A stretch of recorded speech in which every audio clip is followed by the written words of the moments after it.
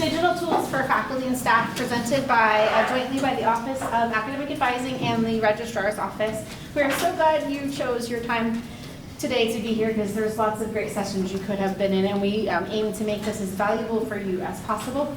And so to respect your time, we are jumping right in. I would like to introduce the theme, which is Powering Progress, kind of based loosely on the Carousel of Progress, which is one of my favorite rides. It's the reason the theme song was playing, because we've come a long way as an institution. But before we get into that, I would like to introduce the teams that will be presenting today. First, we have Jill Giddens. She's our registrar. You give her a round. And then joining Jill from the registrar's office is Amy Roden, who is a module manager. And with me from the advising office is Claire Alfred Rose. And I'm Jennifer Satan. Yay! All right, so carousel theme, moving forward in progress. We want to kind of celebrate where we've been and where we're going so you can appreciate all that's coming. That's pretty much all that slide says. We used to, if you've been around long enough, I've not been, I've just been told the lore of the university. There used to be a file room where everybody's records were on paper in long metal filing cabinets. And it was really crazy. And now those rooms are offices because we want to serve students, not store paper on campus. We also used to have paper audits. So faculty, a student would be given a sheet of paper and they'd have to hold on to that until they graduated. Can you imagine the stress? I don't think they could do it these days. We were rigid. We had no flexibility in our programs. You did what you were told to do and you didn't veer from it. Or if you did, it came at great cost. Extending your time at the university, having to get everybody's signatures on that piece of paper, etc. And we've been tracking things on spreadsheets and Google Sheets for years. It's the most ineffective way to keep track of things. They are editable, they can disappear, access can be revealed where it's not supposed to be. So these are all just places we've been as an institution, and that we don't want to stay there. We didn't want to stay in the file room. We don't want rigidity. We don't want to stay in spreadsheets. We want to move forward and finding better ways to do our work efficiently and to serve students. And now we're moving towards automation, standardization, built-in consistency, and a data-powered experience for everybody. So what you're going to learn from us today about the new tools all contribute in some way to leading us into the future. And we're going to start with the registrar's office, who Jill and Amy are going to speak. Hello. It's a little intimidating to lecture to faculty who lecture all the time for someone who's not used to lecturing. So, anyways, so Course Dog is coming. Some of you have probably heard about Course Dog. And so I just want to talk, today's just like a little preview of everything. There's definitely going to be more training to come. But the modules that we're specifically going to be using are curriculum management, academic scheduling, the catalog is moving to Course Dog, and then eventually course demand projection. So those are the 4 modules that we purchased and that we're going to be rolling out over the next year. And why are we doing Course Dog? Well, we want things to be more automated. We want to get out of those spreadsheets and those Google Docs. We want to make things easier for you guys. We want you to have more visibility to what's going on. And it'll give us just more accurate information, better student experience, better experience for you all. So we're going to play a little preview of Course Dog and what it offers. Video.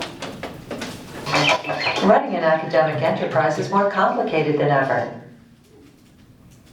Behind the scenes, administrators and faculty do their part to get students the courses they need to complete their credentials on time. But data silos, scheduling bottlenecks, and human error can create barriers, leaving students seriously considering an exit from higher education. Meet Course Dog, the integrated academic operations platform that lets administrators spend less time on manual work and more time supporting student success. Course Dog pulls curriculum data from your student information system in a true two-way integration, so you can execute completion-focused, space-optimized course and event schedules, align curricular updates with your online course catalog, aggregate your operations without creating data silos, and build student-centric, data-driven educational experiences, all within one single platform. Join the more than 100 innovative institutions integrating their academic operations with CourseDoc, higher ed's best friend. Integrate your academic operations for student success today. Meet the Vacay Dream Team.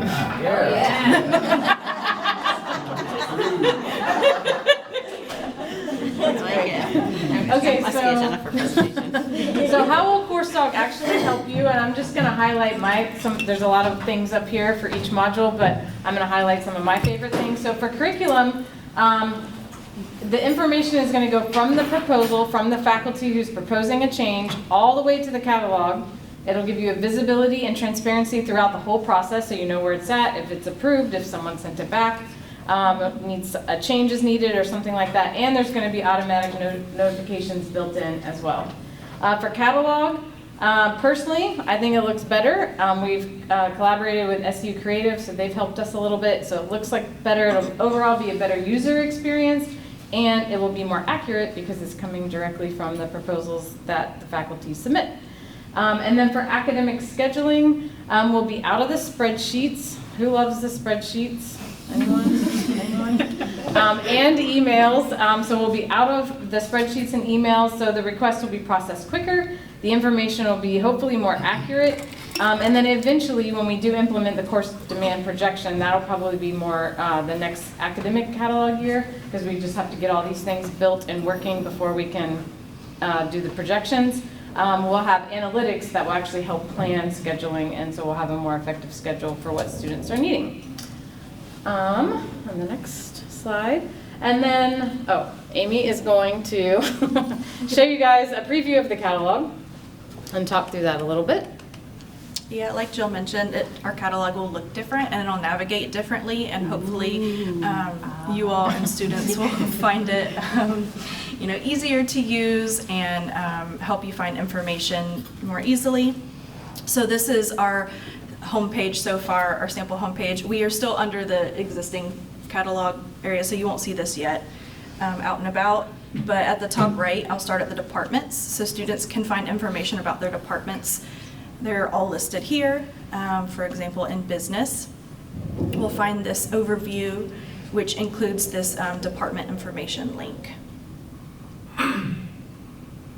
So there will be various links throughout the catalog back to the SEU website, but then you can see the department information, and as this is updated, that will be available through the catalog because it's updated in the link. And I can also show you just the ways, oops, sorry about that, I skipped over it. There are other tabs here as well. Programs, these are various programs offered in business. A lot of them you may think like, what is that? There's some old data in here too that we need to clean out. There's just, like with any new integration, we're going to find ways that we've done things in Genzabar that doesn't quite translate, so we just need to do a little bit of cleanup, which we're in the process of doing. And then these are also various courses that are offered through the business department, so you kind of have a more, just an easier way to view those. And then here we can go to the courses.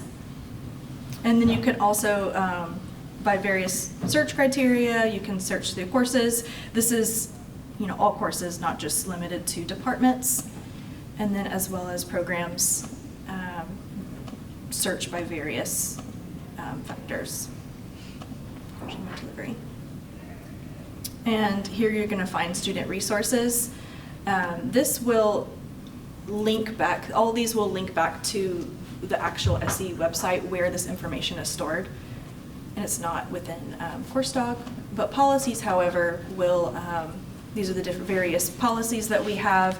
They're, I feel like maybe a little bit more easier to find, different categories and then subcategories within these as well.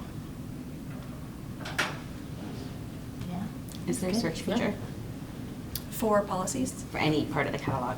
I think it's up on the right. Yeah. Yep. Okay, cool. Oh, sweet. Nice. Cool. So yeah, that's a little preview. We still have a lot of work to do to get it better. or whatever, yeah, improve it, whatever, we're still working on it. So here's some important dates for course doc. So if you want to take pictures of this is a good. I also have this. Oh, as well. we do, yes, sorry, you don't have to take pictures, we have a handout if you want. So for curriculum, sorry.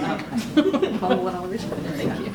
So for curriculum management, the dates that are important, so we'll be sending out an announcement and telling you how you can register for training, because all faculty will submit proposals. So this will be applicable to all faculty, not just the liaisons that are on the curriculum committee. So we'll do training session, we'll offer training sessions, then we'll also have daily office hours for a week, and then we'll have weekly office hours throughout the whole month. So that if you do have a proposal later on and you're like, I don't know how to work this system, we can help you walk through that. And it's going to be a learning opportunity for all of us. We know that there's going to be improvements that need to be made along the way, and so we really want your feedback on that so that we can help make it a even better tool for you. And then starting on September 10th, we'll ask any undergraduate proposals will need to be fully asked for in course dog, and then September 16th we'll start the graduate. And these are the first curriculum committee meetings, September 10th and September 16th. So we are going to train the curriculum committee that day too. So moving forward from that point on, for the October meetings, we'll be handling all the proposals through course dog. So, and then the next, so for the academic scheduling, this is our kind of rollout timeline. September 15th to October 30th, we'll offer training schedulers for academic schedulers, for department schedulers, I mean. And then October 1st through the 14th, we'll work on the draft of the fall 2026 course schedule. And then on October 15th, it's our goal to kind of the call for submission that we usually do for department schedulers so that they can go in and request edits to the fall schedule. Because we copy it over from one year to the next, and then the department schedulers have to go in and kind of make it accurate for the next fall. And then starting October 15th, all future course schedule changes will be processed in course docs. So then that will include the spring and summer course schedules as well. So those are already in progress, and we're in the spreadsheets with those, but we'll transition over to course doc. And then for the catalog, October 15th to December 19th, we will be working on finalizing the program and course formatting and all the formatting in the catalog. And then January 15th to February 15th, we'll do a preview and submission of requested changes. So we'll send that out to all the departments just to look at it, make sure everything looks good.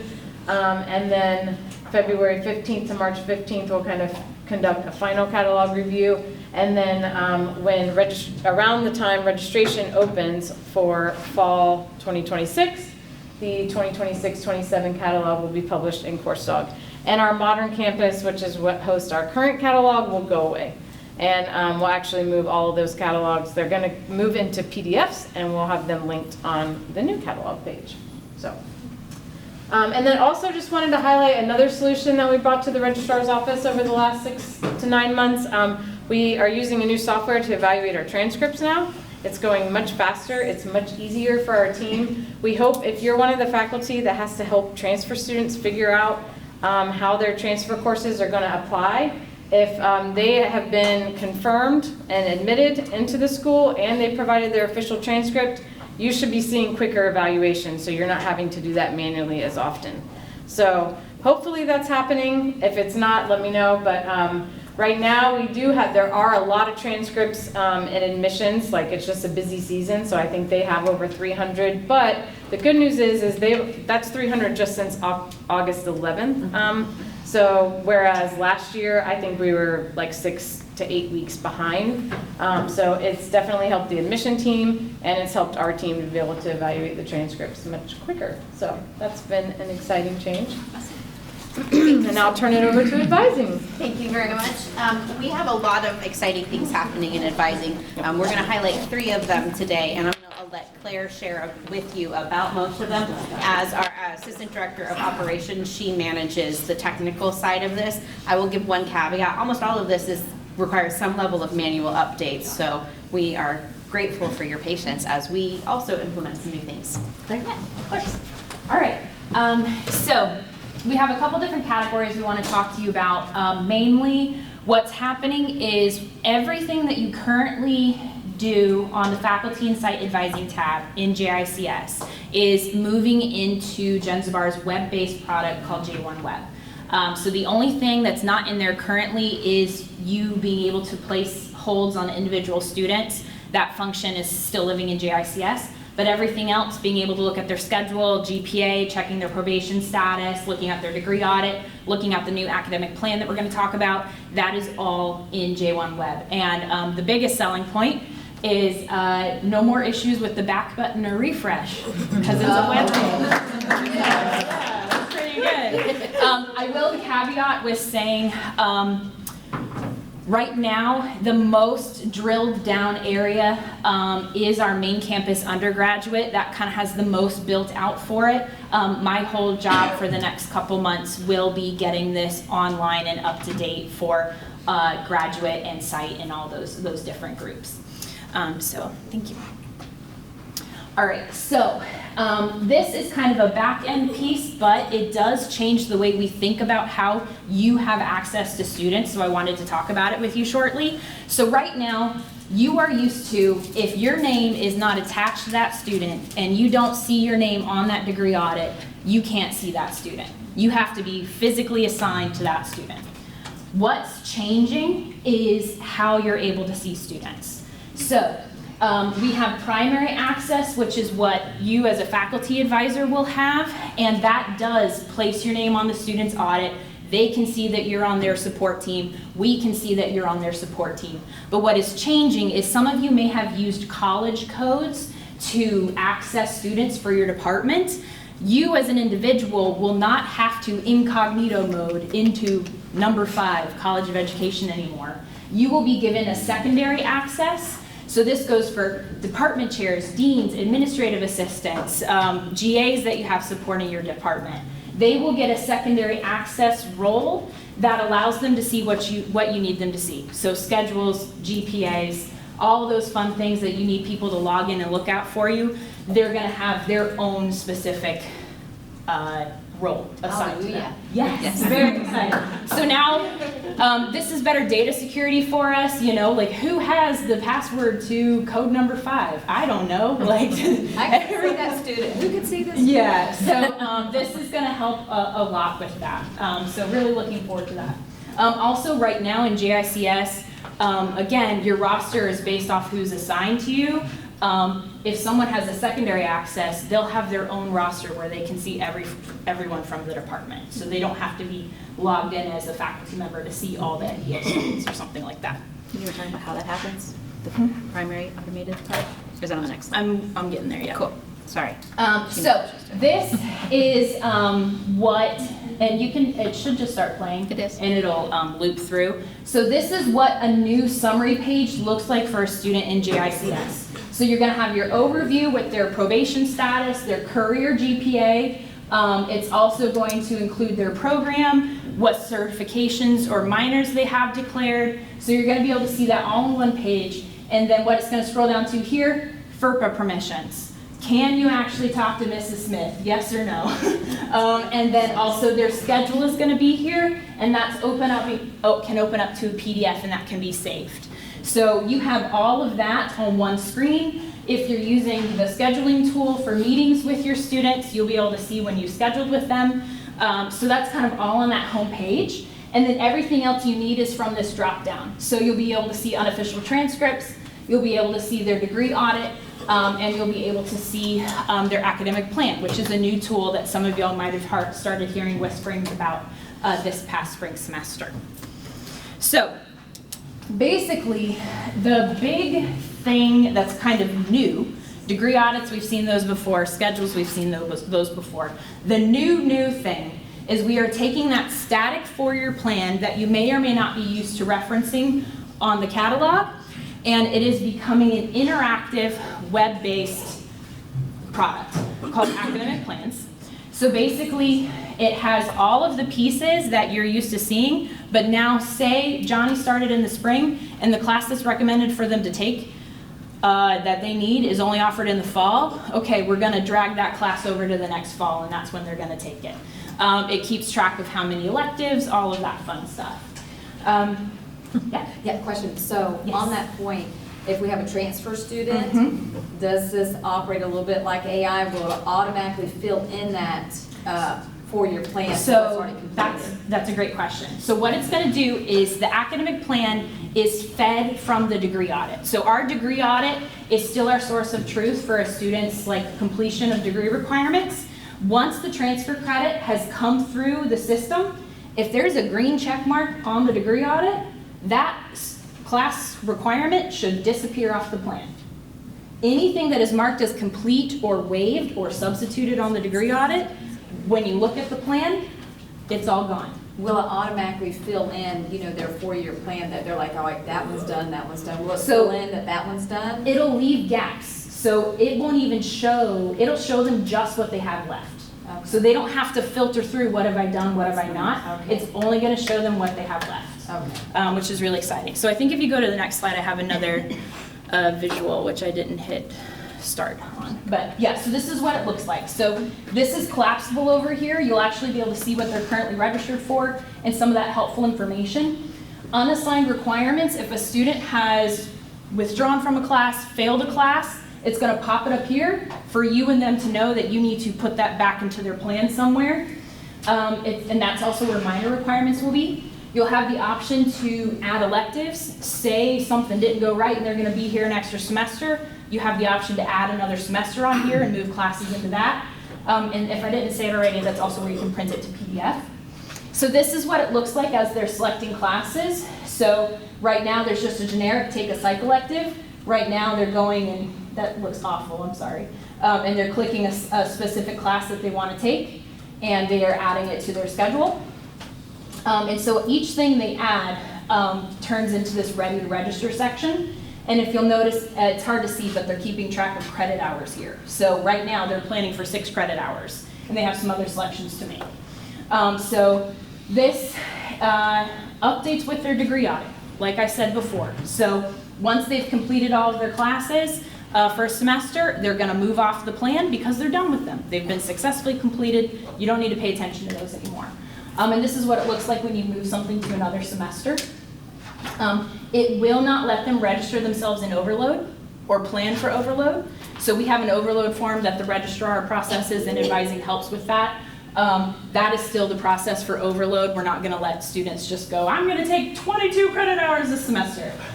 We're still gonna be very much involved in that. So this is a really great tool. This was not accessible in JICS. So part of our, again, moving to J1 Web has just made some sense for us on the technical side of things, but we would not have access to this tool if we hadn't started moving forward with J1 Web. So if you'll, the next one? I'll talk about this one. So I've met with a few departments. Some stuff has been in kind of development when I've met with you and spoken with you. I'm available for one-on-one conversations about these tools. I'm available to come to speak with your departments. Any level of training that you would like, I am available to assist you with.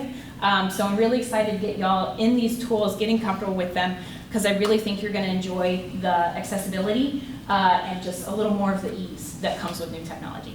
So thank you. Oh, yeah. The third tool I want to talk to you about is brand new. We just kind of announced it this past week, and it's a GPT built for our students. So this is a way that we can integrate AI, because we're in the carousel of progress, we're moving forward, and we can integrate AI into what students need to be successful. It's a tool that will help us model for students ethical and effective use of AI, and it's going to lead to student success because it's designed to work for any type of student in any type of modality. It's not just for your main campus undergrad, but your graduate students can use it, your online students, site-based students. If you're in a graduate or doctoral program, can also use it to move forward. This is a static picture of what it looks like, and Claire has passed out a flyer. If you scan the QR code, it takes you straight to it so that you can try it out for yourself. You can also, you're welcome to hang this flyer in your office to share it with students, or I can send you a PDF if you like. Actually, I can tell you where to get the PDF. But what will happen when a student logs in and opens this GPT? They don't have to have a membership or anything. It is publicly available. When they log in, this is what they'll see. And they can choose one of these 4 questions at the bottom. I don't know if you can read them in the back, but the gist of the questions is helping students create a weekly schedule, creating a weekly reset routine, creating a semester assignment plan based on all of their syllabus, and also helping them plan their study, track their studying. So if I have a paper due in a week, when do I have to have my first draft done? When do I need to submit it to BrainFuse? When do I need to have my final draft done? So it'll get very granular in helping them build a schedule. It is built with a growth and a coaching mindset, so very encouraging for students, very much going to ask them to go a little bit deeper to take the next level when they're creating their schedule. It's not just looking at what are your classes, but it's asking students, what other commitments do you have? When do you like to study? Do you need help with study tips? So this is a tool that will augment what we're trying to accomplish in both student success and in your faculty advising. It's something they can access anytime, from anywhere. They can come back to it if they drop a class and say, oh, I changed my schedule. Speaking of schedules, it has been built so the students can just add a screenshot of their schedule. They don't have to type it out, they just upload the screenshot. Best practice would be not to upload the screenshot with your personally identifiable information. Crop that out, but it's their information. They can do what they want with it. Just if you're playing with it and you want to use a sample schedule, please make sure you're not uploading a real student's information to the GPT, because it is built on ChatGPT, not Gemini. That's just because that's the platform I personally have access to, and that's where I built it. There is some hope that we can integrate this further into MyFire, but we're not there yet. We also want to turn it into an app, but we're not there yet. So I would just encourage you to share this with your students in your first classes if they need help organizing it, just as a tool that's available to all of them. And I believe we have one more to talk about automated advisor assignments, if we have time. Oh, I have a few other things. Sure, we have 2 more things that have come up and we want to make sure we cover with you. The first is automated advisor assignments. I'm going to ask Claire to speak about. Yes, And really then, quickly. very quick. So this past July, department chairs and deans should have gotten a spreadsheet from me for your colleges. It probably looked very similar to what you're used to getting from our office for advisor assignments. We are using those to build sets and to build the logic into J1 Web so that advisor assignments are automatic. That means no one has to get a notification that a student has declared a degree program that we now need to put advisors on that student. It means registrar updates the student record to show a certain major, and with the routine review that J1 will do, it will recognize Jane is now an education major and needs Dr. Elliott as the advisor, and it will make that swap without anyone having to do anything after the record has been updated. So if you're a dean or department chair and you're like, what is Claire talking about? Please let me know, because we are using that to build those automated systems. Right now, we are piloting it with our main campus freshmen. We're asking it to look at the incoming students and make those assignments. So if your assignment or roster looks a little different than you're used to seeing, send me all the screenshots. I definitely want to see what it looks like on your side, but that is what we're currently building out.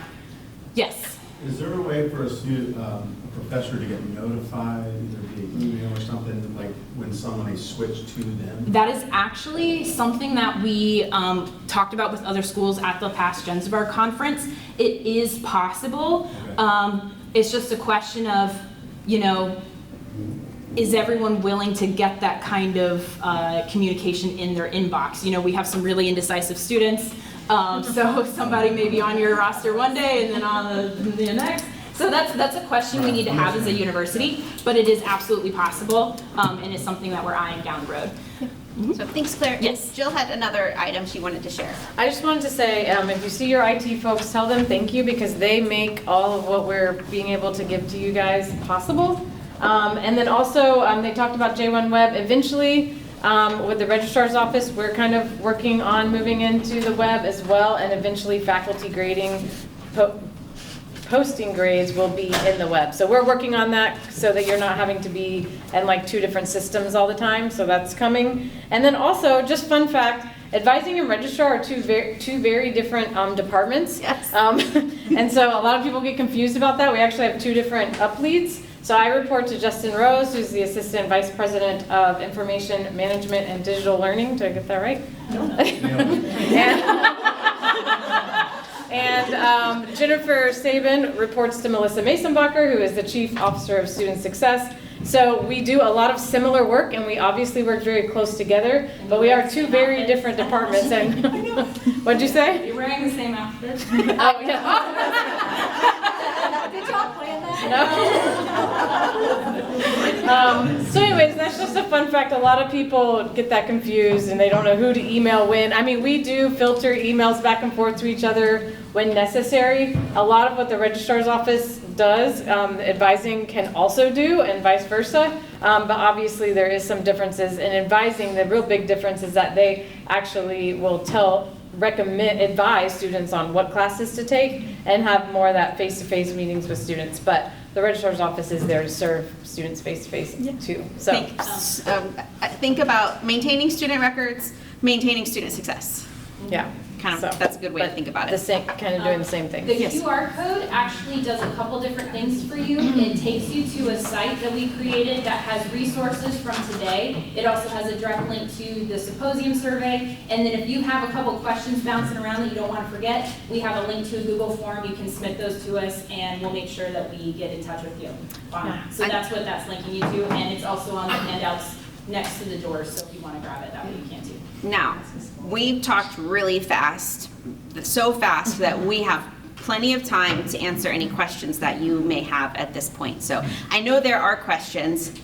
Tell Or us. recommendations. Oh, yeah, what questions do you have? Yes, sir. Yeah, so real quick, on the difference between the primary and secondary access on the course dog, I can't remember anymore, I'm lost. It's in J1 Web. J1 Web, but there you go. J1. Yes. Okay, will the secondary have the same access as the primary? So it depends, yes and no. So like a person with a secondary access is not going to be visible to the student. So right now you're used to everybody who's assigned to that student being visible on their degree audit. People with secondary access will not be listed on the degree audit for the student. So it's a background role.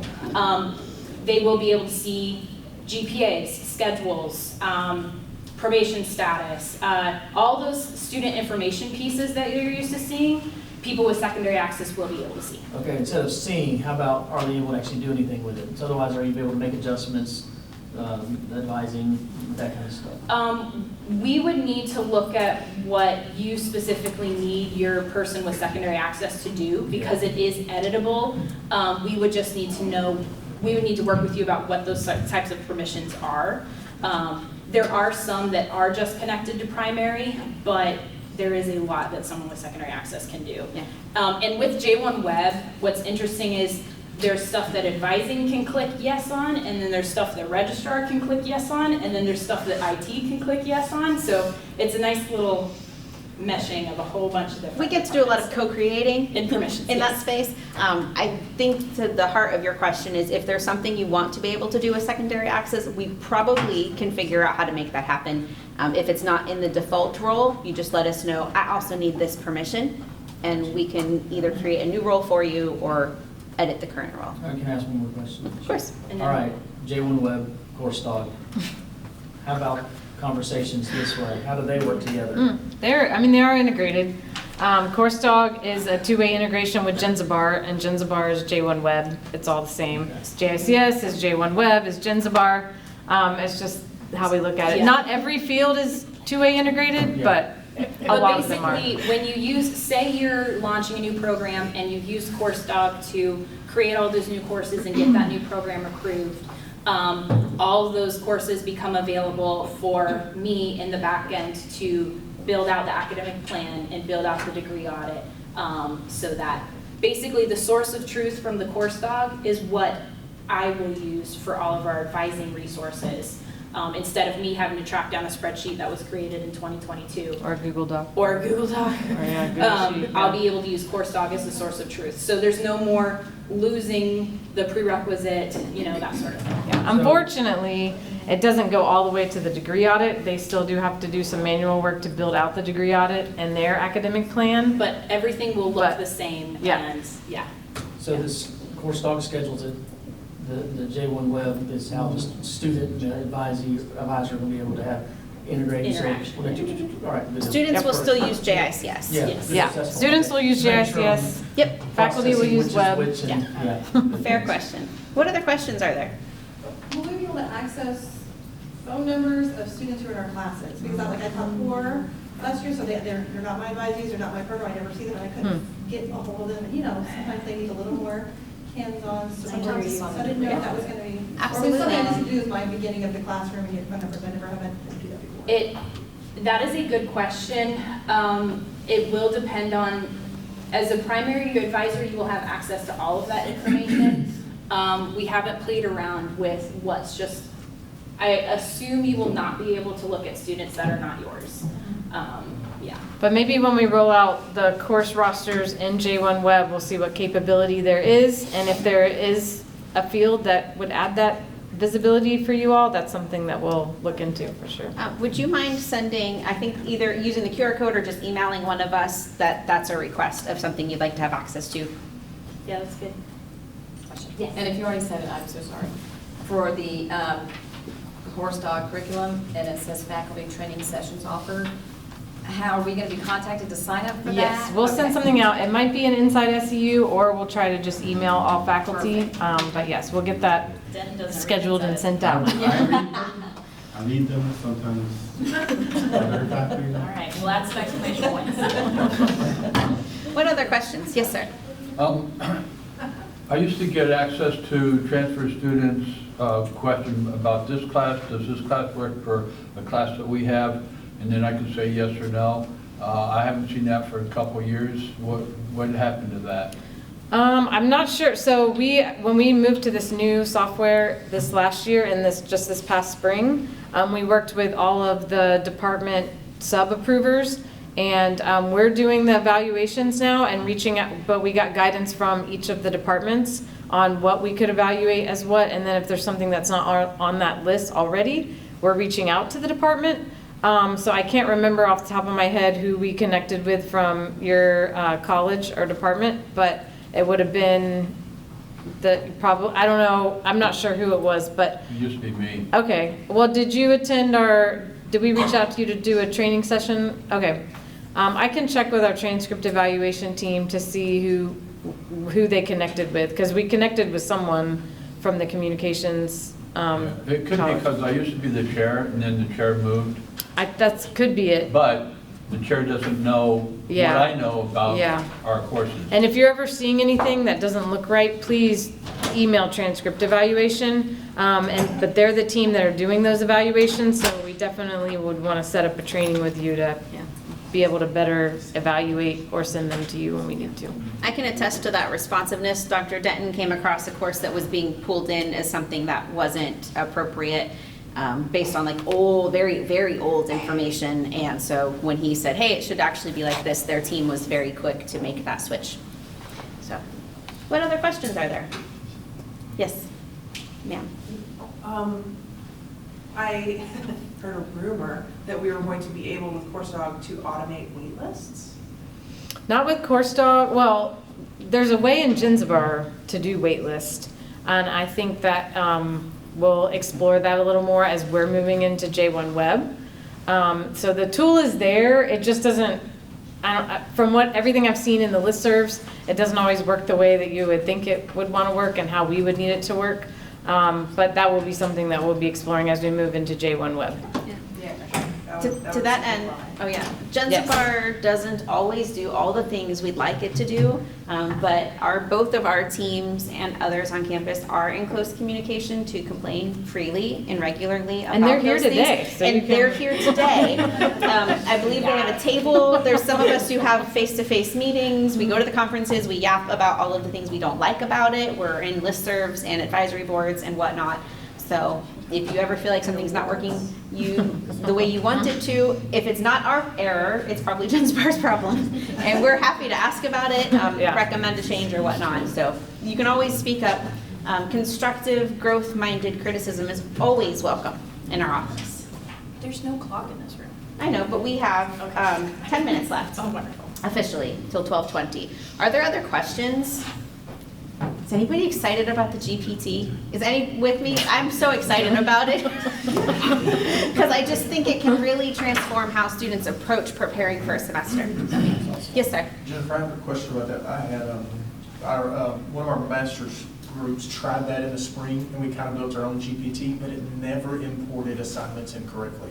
I'm assuming you tested this, and like there were entire assignments that just got left out as they built that schedule. Students can use two different tools in this GPT to import assignments. They can upload their syllabus and it will capture, hopefully, all of their assignments, or, which may be the stronger tool, it has built in to guide students through the MyFire importing of assignments from MyFire directly to the student's Google Calendar. So if you're finding there's issues with the pulling of that from the PDF syllabus, they can use the MyFire instructions and pull them directly. That relies on MyFire being accurate and maintained as well. But it's going to be, so. Of course it is. Of course it is.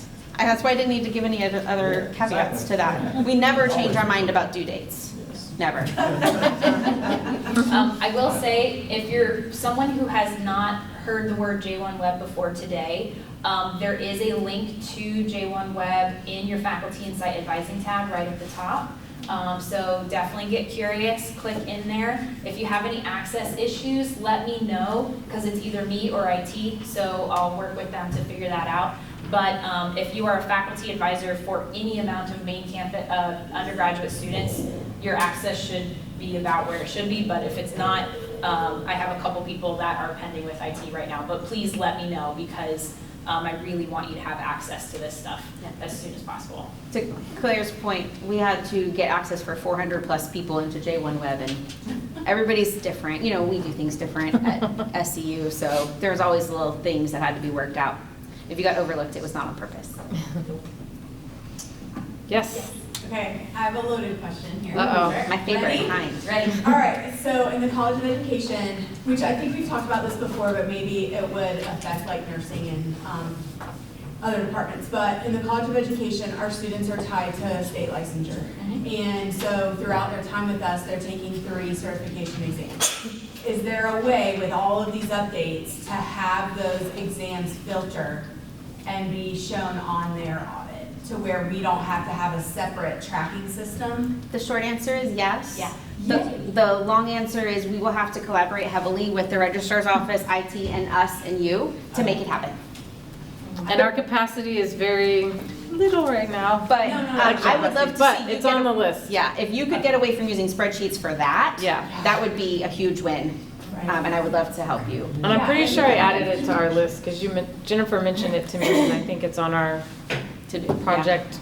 And then it can also go to nursing and all of that as well with their exams. So that'd be fantastic. Similar to there used to be a music exam that students had to take that was built into the audit. Okay, love it. Any more loaded questions? I love those. Why don't you go? Come on. Come on. Anything or you ideas? want? Yeah, I was going to say anything you want that we haven't talked about that you're like, this should be possible. AI should be able to do this for us. Anything?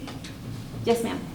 On my list of advisees, I've got students on there who graduated. I was waiting for that. Thank you. Yes. That's cool.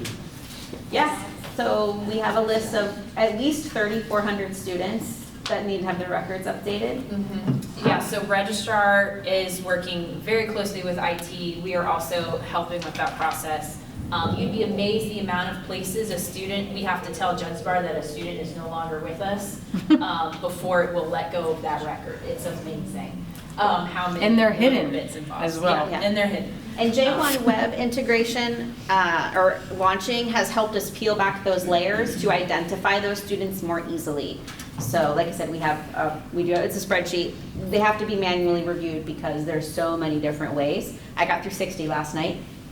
It's currently. And she I said would say- 3,400. Yes, so. just to be clear, 3,400. I would say it's in our, it's definitely in mind this semester, how can I help registrar and IT get that cleaned up? That's definitely something that's on our to-do list, our near to-do list. One reason that's important, I'll tie it back to automated advisor assignments, is we can set a capacity. You know, you have a new faculty member, you only want them to have 5 students. Well, if we give them 5 students, but Jenzibar still thinks that this student who graduated last year should be advised, they're gonna be on that list. So we know that it's important for your limits, because now we can actually limit it. We couldn't do that before. It will not assign you to somebody over your limit unless we tell it to. And we're not planning to do that unless your department chair or dean tells us to tell it. Yeah. So you don't need me to tell you? Oh. You already know. I mean, if you would like to send a list of who you already know, we can expedite that for you. Just a graduate to bother you. I know. Yes, I did just say that out loud and on video. If they're very old, like if you have the ID numbers, Be and, changed like, to D. yeah, send them our way. They're all there. Yeah. Yeah. Like that should be happening. So to speed up your process, if we did, I just made a alumni tab and just copy and paste them all. Yeah, it would speed up the process for you. And that would be basically, don't listen to me, Claire, just plug your ears. That would basically, the squeaky wheel will get the grease. But if it really bothers you or it really is hindering processes that you have, we'll get to all of them eventually. And I've got to prioritize the list somehow. So, By attending the session today, you get first in line. yeah. That's your secret. Don't tell anybody else. And that way, if you tell them, they may get in line before you. I really hope that you found this session valuable and you got out of it what you expected when you read it.